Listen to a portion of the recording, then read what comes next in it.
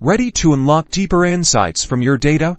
Let's learn how to master the art of modifying filters in Tableau. First, locate the filter you want to adjust. Filters are typically found on the filters shelf on the left side of your worksheet, or as filter cards directly on your view. Click the small drop-down arrow on the right side of the filter card or shelf item. From the drop-down menu, select Added Filter a This opens the Filter dialog box, where you can modify the filter settings. Within the Added Filter dialog, you have several options. In the General tab, you can select or deselect specific values to include or exclude from your data view. The Wildcard tab allows you to filter based on patterns or partial matches. The Condition tab allows you to set conditions based on formulas or fields. And finally, the Top tab lets you filter for the top or bottom and values based on a specific measure.